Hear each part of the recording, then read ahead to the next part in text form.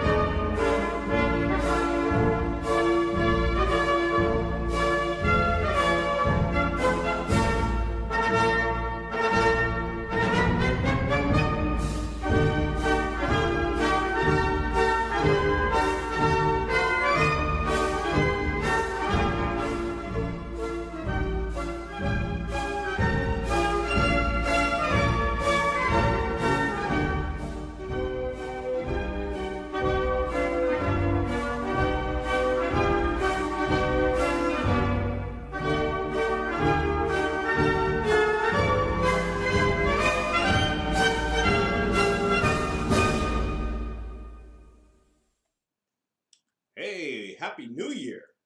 Welcome to the new. I'm your host, Randy&April. Um, wow, yeah, Happy New Year. This is our first New Year's show since 2020. So last week I was out of town in Los Angeles for a Student Veterans of America National Convention, and boy, I would tell you, it was a phenomenal time that I had.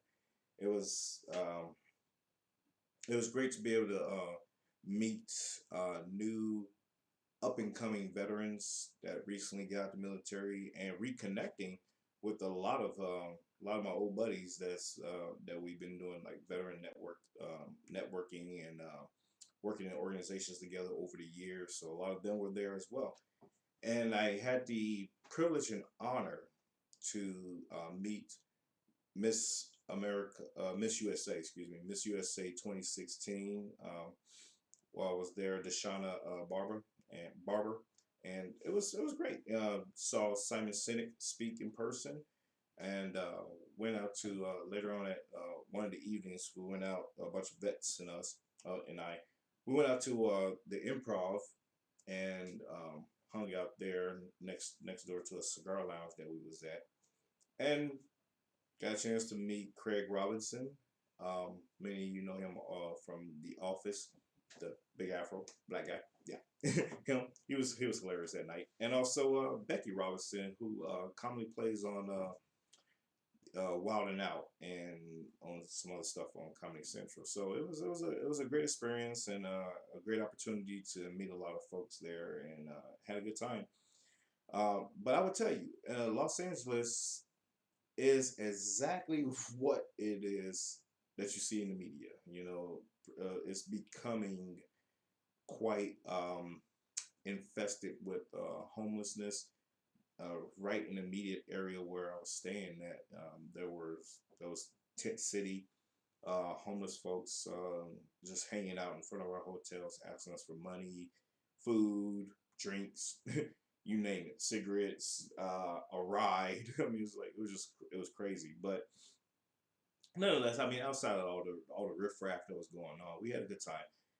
Everyone enjoyed themselves. We learned a lot of information. There was a plethora of information that was being shared from the different vendors and speakers that were there, and just amongst each other, because it was literally students that are in college and veterans that recently got out of the military or been out of the military for a while that were there, all converged into one location. It was approximately about 2,500 personnel, people there, and it was a great experience. And so that's where I was at last week, and that's why I wasn't on the air on the show last week. And also,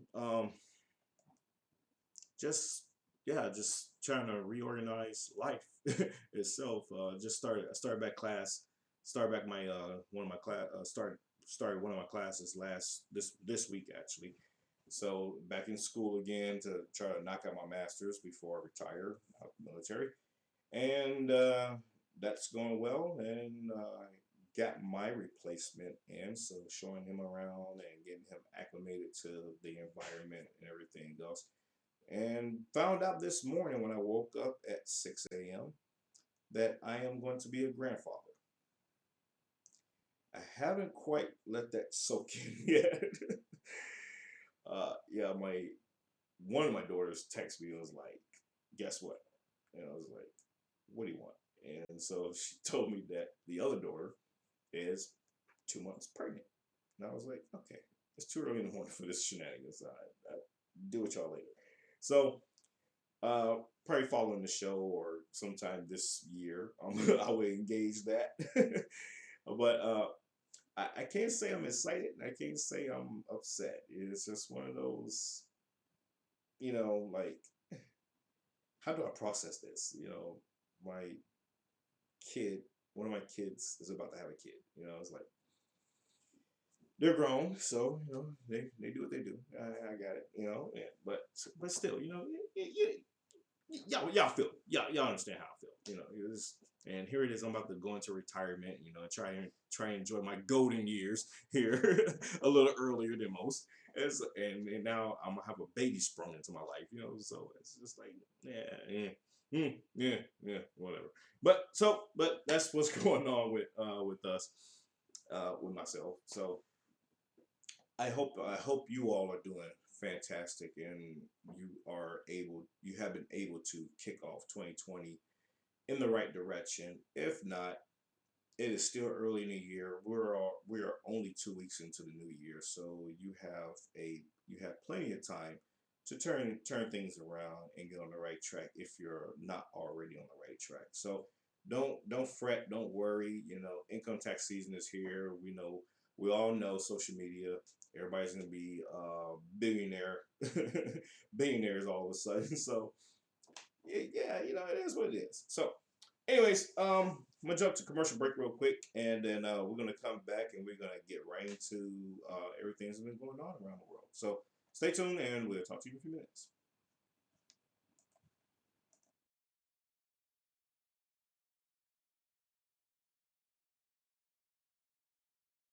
You are listening to the Exceptional Conservative Network.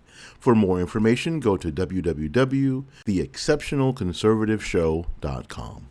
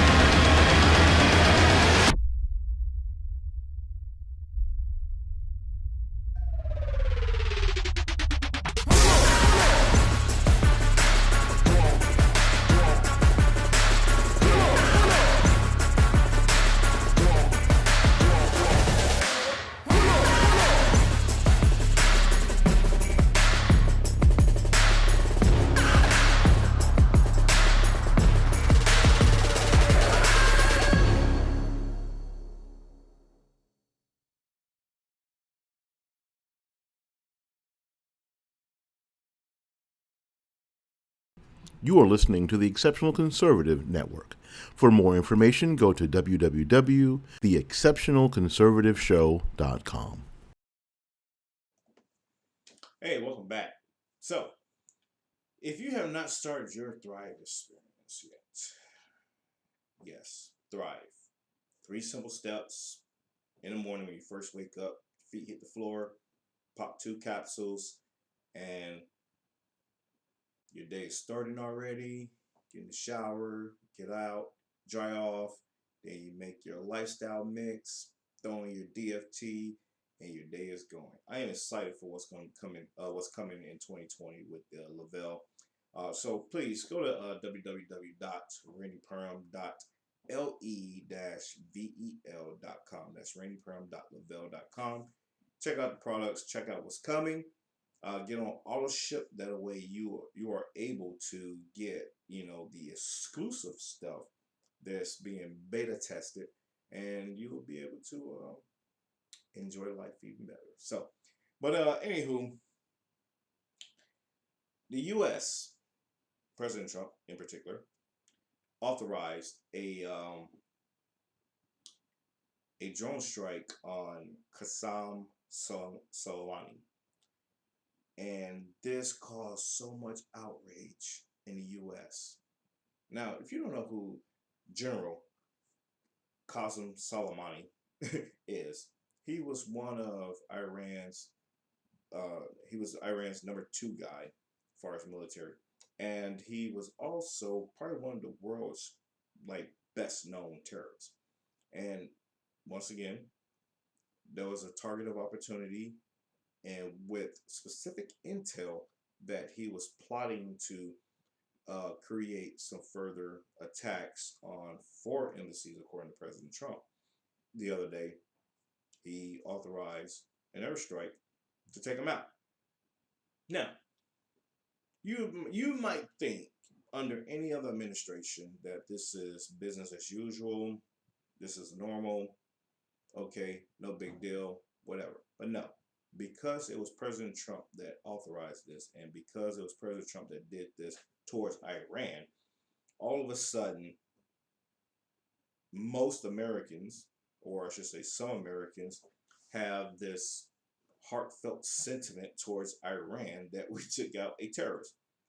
I have been totally confused about these whole shenanigans ever since it happened. I mean, there's been all kind of political pundits, politicians, everybody else speaking out against what President Trump has done, because they're looking at, oh, this is the start of World War III. You took out a top general out of Iran, and it's like, what's the problem? I'm missing something here. Now, I've been kind of quiet on that front, on social media and even on the show about that particular situation, because number one, we don't know the ins and outs of everything. We're not in the room, making the decisions. We're not in the room getting the intelligence. We're not in the room on ground per se, seeing what is going on for us to intelligently have an opinion. We can only go based off of what we see on TV and what we hear through media outlets and everything else. So I've been relatively quiet on it, although I have been in the region a few times already, and so I kind of know what's going on. But nonetheless, I look at it as it is what it is, So I don't see the problem here. But nonetheless, there's a lot of stir about what he did, and Iran was upset. I mean, naturally, it's one of their boys. Okay, got it. But back on the home front in the U.S., Congress was so concerned about it that they actually held a vote to restrict the war powers of President Trump for Iran. Rewind. Yes, I said that. U.S. Congress, the House of Representatives, created a resolution to restrict the war powers of the president on Iran. Now, folks, if you read the Constitution, once again, And if you understand the role of the President of the United States and his job towards the American people and for the country overall, you would know that he was within his legal rights to act imminently on a threat towards the United States. Period. So it's all show for Congress. I get it, but nonetheless, it's still crazy to see this. And then in retaliation from Iran towards the U.S. for this airstrike, they lobbed 15 missiles to one of the bases that was housing troops, but gave them an advance warning. But of course, we already have advanced technology enough to be warned when these kind of things are going to happen. But they say, hey, we're going to strike this place, so y'all might want to take shelter. And they lobbed 15 missiles onto this military base, which only 11 struck the base itself, not creating any major significant damage, and no one was injured or killed. Just to save face. It was just all, we're going to retaliate, and this is how we're going to retaliate. But hey, we don't want to kill anybody because he already said if we retaliate and kill somebody, then that's our ass. So we're not going to do that, but we're just going to retaliate just to say that we retaliated. Whatever. Got it. Tracking. Good to go. But however, in the same week, unfortunately and very tragically, a Ukrainian airline plane was struck in Tehran by Iran military forces by a missile and killed 179 people.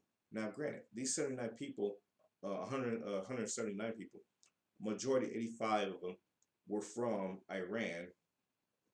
Got it.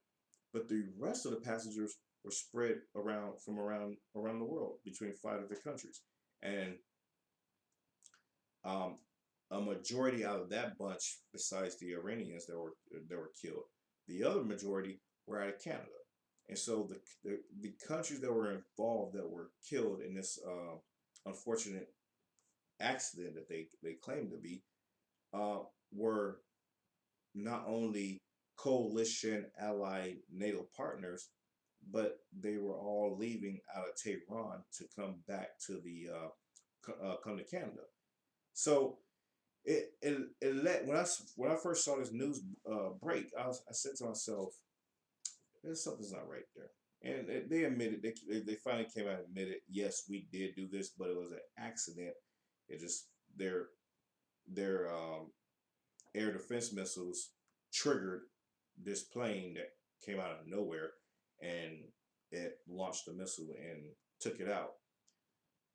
I honestly, in my heart of hearts, believe that there was more to it than that, but I'm not going to speculate. But like I said, I'm speculating.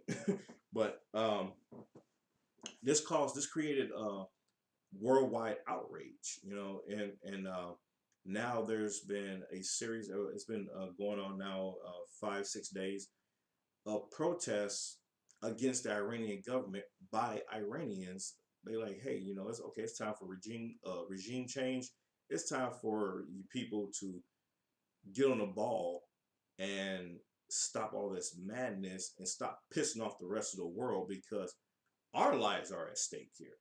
We are the one that's going to suffer, not you guys. You're just going to go hide in a bunker and and things are going to be okay. And so now Iranians are protesting the regime.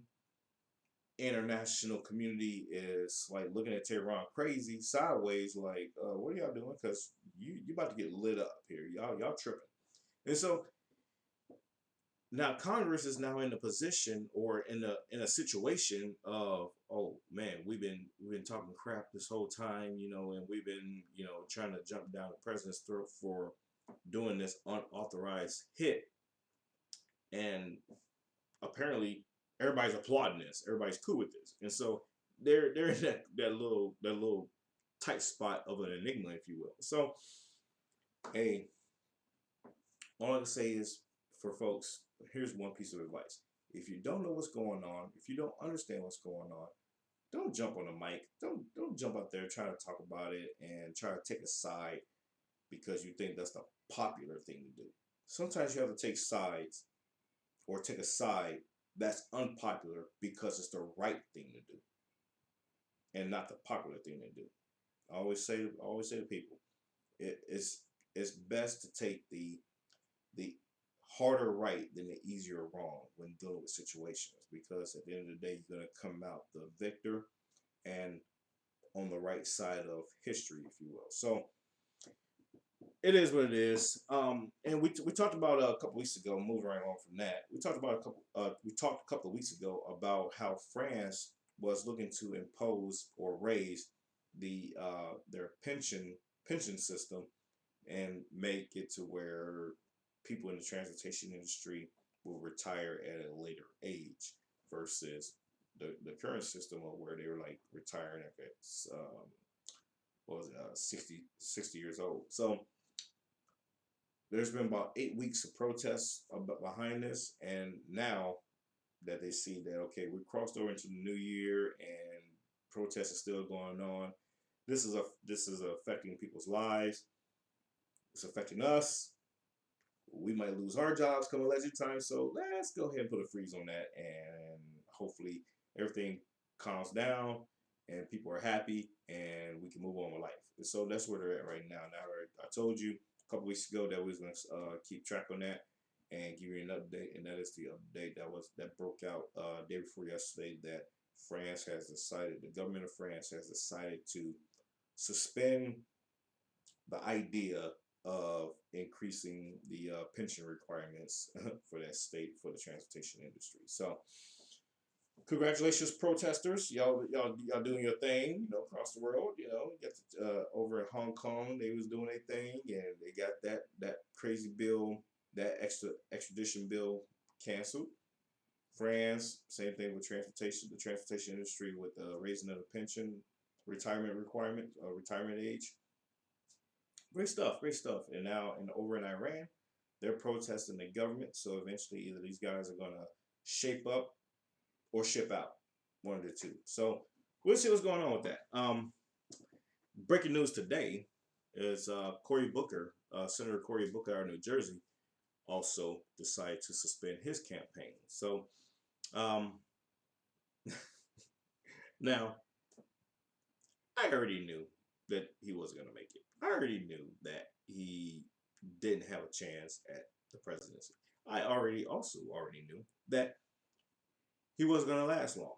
And given his poll numbers and everything else that was going on, him not being able to really raise the money that's necessary to run a presidential campaign, it was a matter of time before he fizzled out. So I'm surprised he lasted as long as he did, but nonetheless, I'm not surprised that he's no longer being a contender. Now, going to Michael Bloomberg, the former mayor of New York, who is a billionaire, he's still in the running. Well, he got into the race late, but nonetheless, he's still in the running, and he's looking at trying to basically change the landscape, if you will, on the way of how presidential candidates should run.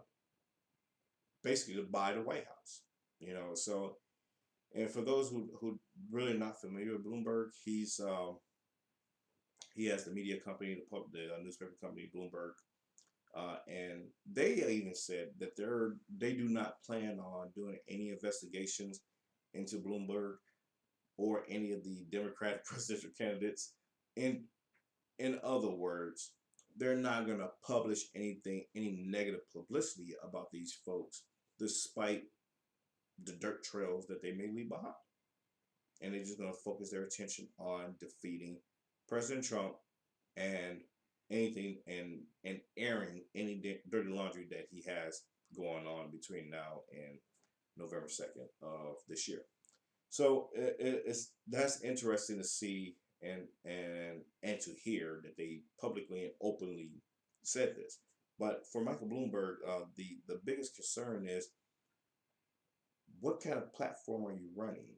What are your stances on things? And that's been a little hazy and shady. And we all know that Senator Elizabeth Warren, Senator Bernie Sanders, former mayor of Indiana, was it Gary? no, Bend something, Indiana, Pete Buttigieg, and Joe Biden.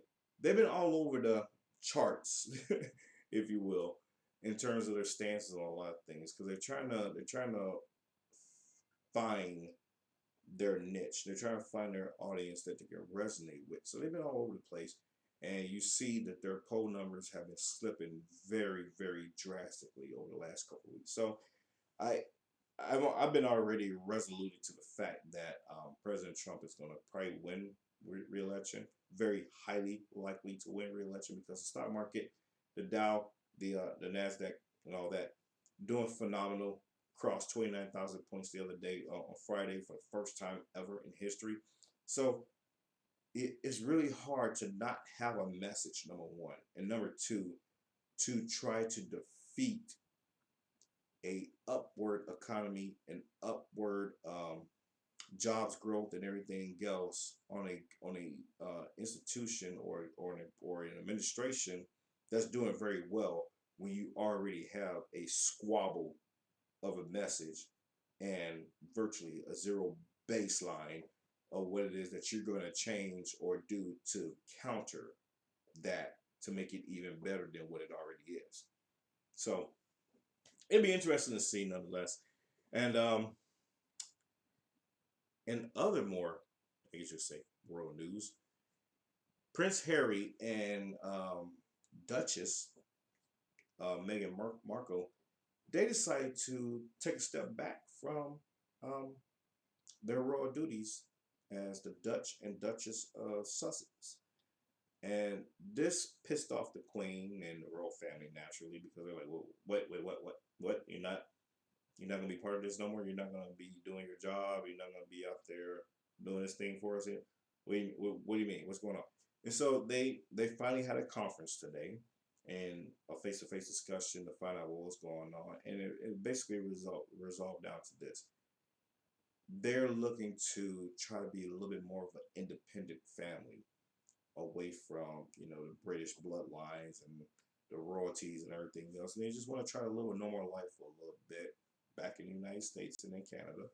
And so the Queen has released a statement earlier this evening saying that she's in support of what their decisions are now, that she has had the ability to talk to them and find out what was going on, versus this bombshell that happened over the weekend, like, hey, okay, we're out, see you. And I'm like, what? So best of luck to them. I mean, I can understand where they're coming from, because we all know over the course of their marriage, Meghan Markle, who's biracial,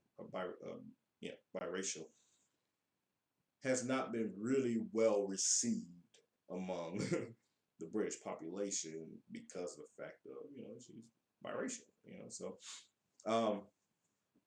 So I guess they kind of had a little internal discussion. It was like, they're not feeling me anyway, so let's just go do our own thing. And he's probably like, yeah, you're right. So all right, let's do this. And they're young, so I mean they'll be all right. But so that's what's going on with them. Yeah, that's basically the rundown. I'll be back later here shortly with more exciting news. So stay tuned as we jump to our extended break.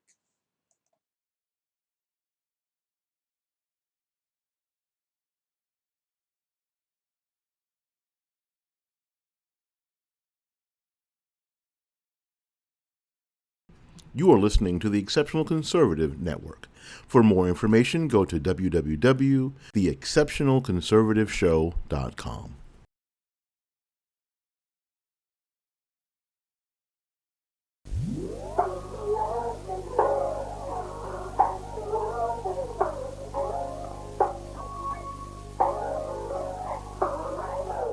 We've been on a tragedy for once. Why can't you agree with me for once? Maybe we can be on chill tonight. Maybe I can give you chills too. We've been on a tragedy for once. Why can't you agree with me for once? Yeah. Maybe we can be on chill tonight. One time. Maybe I can give you chills. I'm getting mine like fine wine measured in time. Many other brothers love you, but this pleasure is mine. It's no pressure for us to say that I love you from now. So fuck that coffee shit, I just want us to be comfortable now. For real, who you you loving? Who you wanna pull up with? Who don't care who you dating, long as you care and you trust. I'm trying to hear all your problems so I can lighten the load. No, you not fighting alone, cause I'm protecting you from them. So chill. Life hard and ex-lovers is like scars, cause they stop hurting but never forgetting what it was. I wasn't young and my biggest enemy was the club with voicemails on third rings fucking me up. So I don't trust. Why can't you agree with me for once? I'm trying to slow up. Maybe we can be on chill tonight. Maybe I can give you chills too. We've been on a tragedy for months. Why can't you agree with me for once? Yeah, maybe we can be on chill tonight. Maybe I can give you chills. Look, okay, they switch up on you, I'm gonna stay the same, yeah. I pull up on you, then put it in with patience. I'm good where we got it without no expectations. What good is the title when shawty been away? Yeah. Let me illustrate ya, let my tongue repaint ya. It's already wet.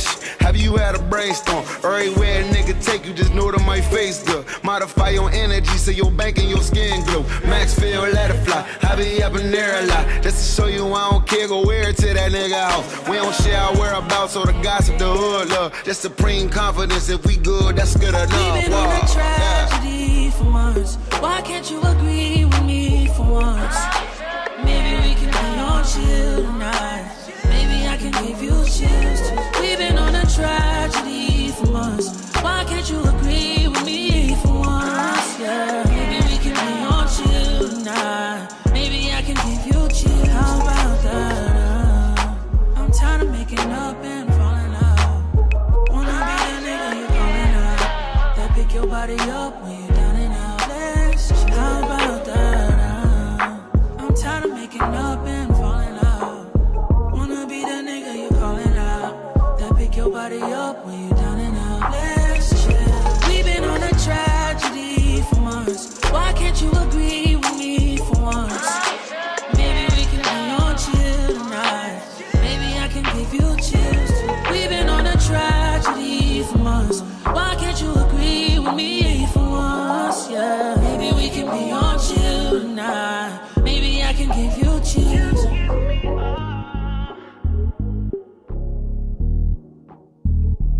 Just be there.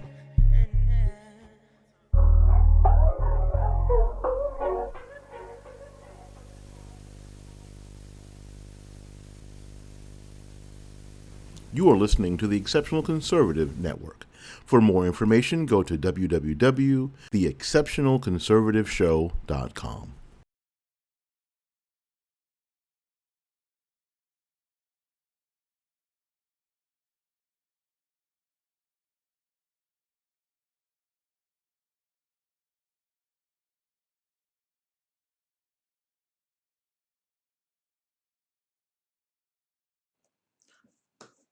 Hey, make sure you tune in to CPAC 2020, February 26th to the 29th at the Gaylord National Resort in National Harbor, Maryland. That is right outside of Washington, D.C., hosted by the Conservative Union. So, once again, that is CPAC 2020, February 26th to the 29th at the Gaylord National Resort in National Harbor, Maryland. And if you want more information, go to theexceptionalconservativeshow.com. Once again, that is www.theexceptionalconservativeshow.com.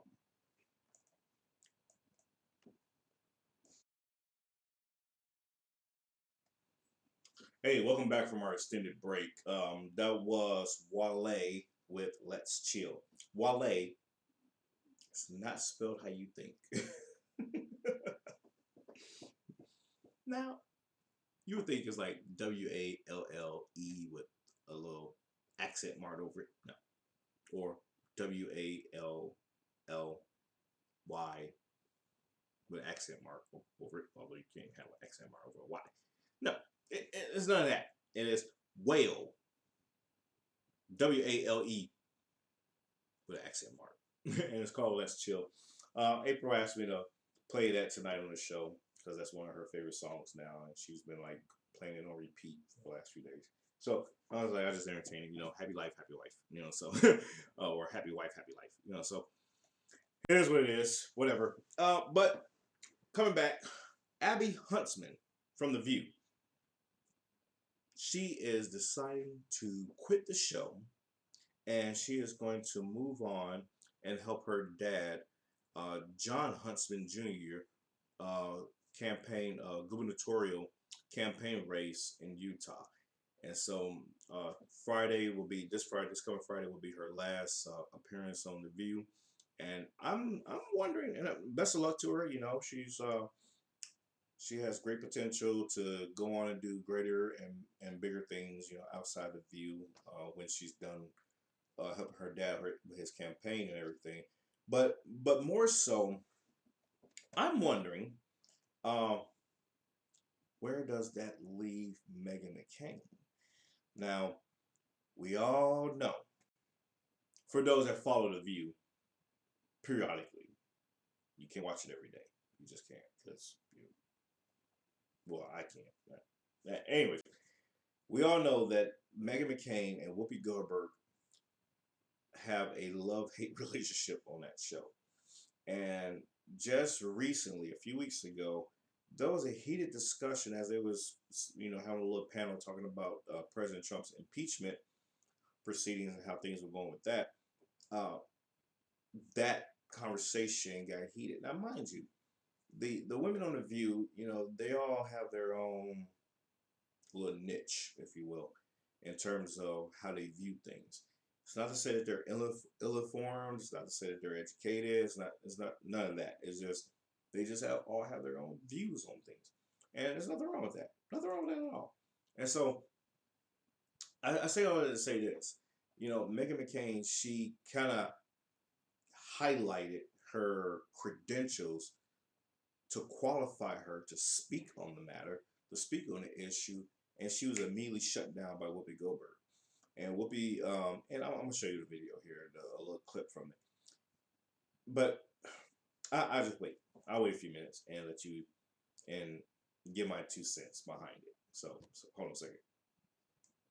Girl, please stop talking. Please stop talking right now. Whoopi Goldberg isn't afraid to speak her mind. While on The View, the group of ladies were talking about President Trump's impeachment hearing, and things got a bit heated between Meghan and the other hosts. The result? Whoopi took Meghan to task, ultimately silencing her on the show by telling her to stop talking, in what resulted in a very intense moment. After Whoopi told Meghan to stop, Meghan fired back, "I won't talk for the rest of the show." Whoopi then snapped back, "I'm okay with that if you're going to behave like this." Then Whoopi tossed to commercial. Girl, please stop talking. Please stop talking right now. Because you know what? No What's problem. happening? Thank you. No problem. Thank you. I won't talk the rest of the show. No problem. Okay, I'm okay with that. I'm okay with that. If you're going to behave like this. I'm not behaving like anything. I'm trying to show a conservative perspective. Yes, we understand let's that. let me talk, but and then but what you're doing. No, I'm not. We're not doing anything. How about this? Former FBI. We'll be right back. The internet was divided in reactions to the intense clip, with some fans showing support for McCain. Ben Shapiro wrote, "Nothing says tolerance and diversity like Whoopi Goldberg telling Meghan McCain to shut up," after McCain says literally a sentence about the political fallout from impeachment. So much sisterhood from Goldberg. Other fans showed support for Whoopi. One tweeted, "Whoopi telling Meghan McCain to take all the seats is the true meaning of Christmas." Another wrote, "They should change the name of The View to Girl, Please Stop Talking." Whose side are you on? So, there you have it. Now, I personally, since she asked the question at the end, whose side am I on? I'm on Meghan McCain's side. And it's not because she's a conservative. It's not because, she's, an intelligent woman or anything like that. But she was in the right. She didn't do anything wrong. Let me say that. I can't say she was in the right, but she didn't do anything wrong. She just was trying to give her input on what was being discussed, and Whoopi immediately shut her down because she knew that Meghan McCain was going to bring knowledge and truth to the table based on what they had previously discussed about the impeachment, surrounding the impeachment. That's why Meghan McCain proceeded or prefaced with laying out her credentials, like, "Hey, I'm a political analyst for this, and I do this and this and the other. My dad is in the Senate, was in the Senate, and everything." So she was prefacing her statement on the whole impeachment matter with her credentials, qualifying her that no one else at that table had. and Whoopi came back to immediately shut her down because she knew that Meghan McCain was going to make them all look stupid, basically. That's what it is. And so, but and more to Ben Shapiro's point, the tolerance. You have a panel. You're having an open mic panel discussion about an issue or a topic, and you shut down those who don't agree with you or don't see your views. Is that really a discussion? Is that really an open mic panel to exchange views, ideas, and perspectives? No, it's not. And so for Whoopi to do that, I thought, number one, that was unprofessional to tell a co-host, a coworker, in front of millions of people to stop talking like she's her mother or something. I thought that was unprofessional. Number one. Number two, I also thought that it was kind of lewd or just rude altogether that you're trying to shut down a conversation because you didn't like the angle that they was going to go with, knowing that they was going to make you look stupid. So, I,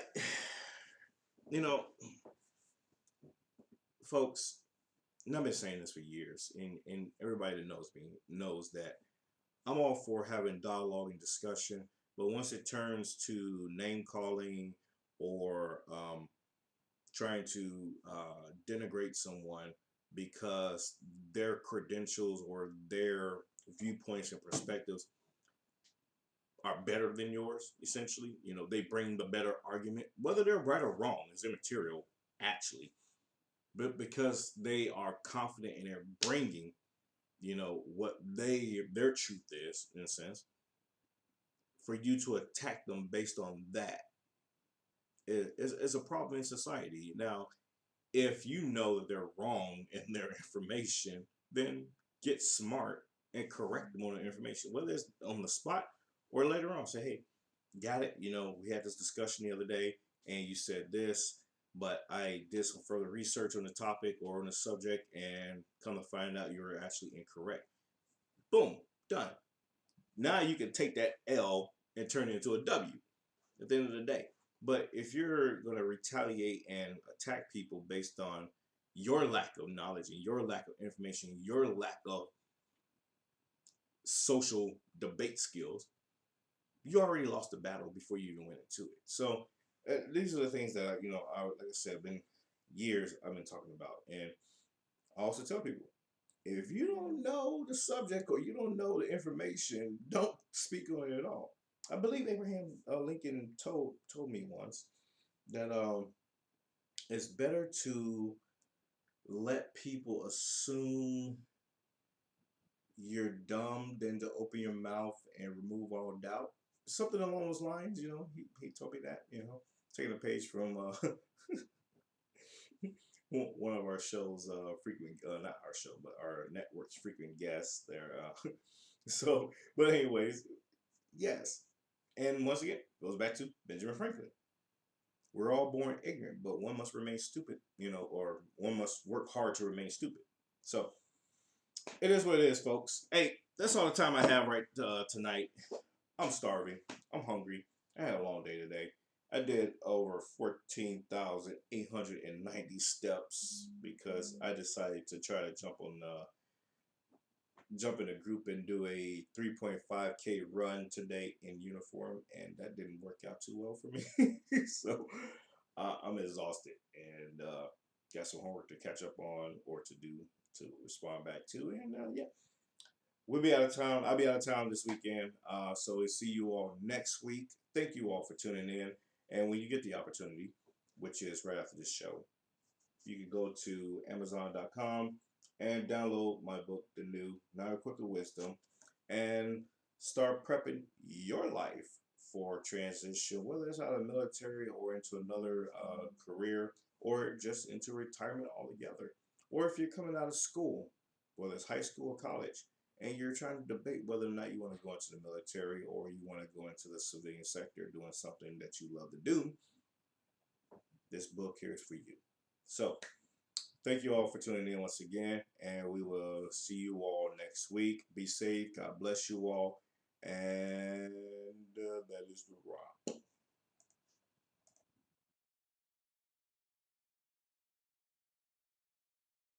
You are listening to the Exceptional Conservative Network. For more information, go to www.theexceptionalconservativeshow.com.